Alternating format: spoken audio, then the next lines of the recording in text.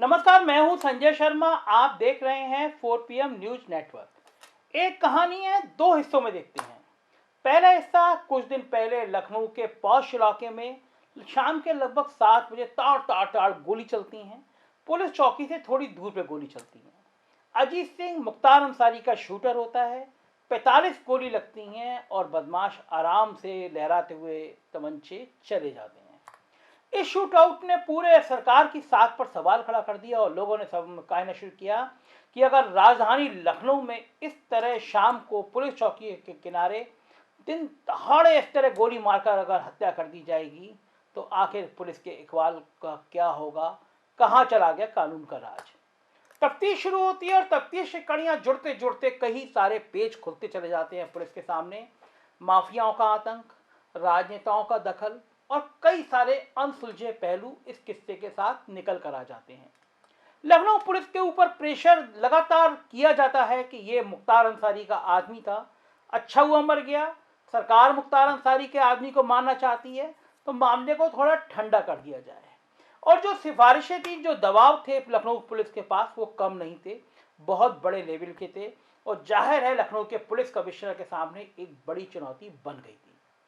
Lucknow police commissioner की भी बुराई की जाने लगी ऊपर कि अगर मुख्तार के आदमी को मार दिया तो इनको क्यों परेशानी हो रही है। ये बात कहने तक की हिम्मत हो गई थी।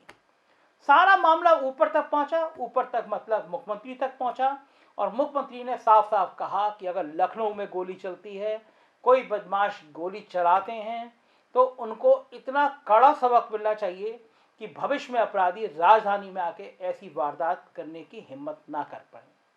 मुख्यमंत्री के तेवरों ने लखनऊ पुलिस को एक नई दिशा दे दी और लखनऊ पुलिस उस कुख्यात अपराधी की तलाश में लग गई जिसका नाम गिरधारी था। दर्जनों मुकदमे हैं उसके ऊपर, हत्या के, अपहरण के, डकैती के। पूर्वांचल में खौफ का पर्याय था, चुनाव लड़ना चाहता था और कई सारे बड़े अपराध कर चुका था। इतना मास्टर आदमी था, दोनों हाथों से गोलियां चलाया करता था और जिससे ठान लेता था उसकी हत्या कर दिया करता था। गिरधारी की तलाश तेज हुई। 1 साल पहले गिरधारी बनारस में भी हत्या करके फरार हो गया था। 1 लाख का इनाम था, लेकिन पुलिस तलाश नहीं कर पा रही थी। लेकिन ये मामला तूल पकड़ गया था, मुख्यमंत्री के संज्ञान में आ गया था और Lucknow police commissioner DK Thakur को भी ये लग गया था कि अब ये उनकी इज्जत का सवाल है। जब लोगों को लगा, बदमाश सर्किल में लगा, माफियाओं के सर्किल में लगा कि गिरधारी को मार दिया जाएगा, एक बहुत नाटकीय तरीके से दिल्ली पुलिस के सामने गिरधारी को हाजिर करा दिया गया और गिरधारी आराम से दिल्ली जेल में चला गया।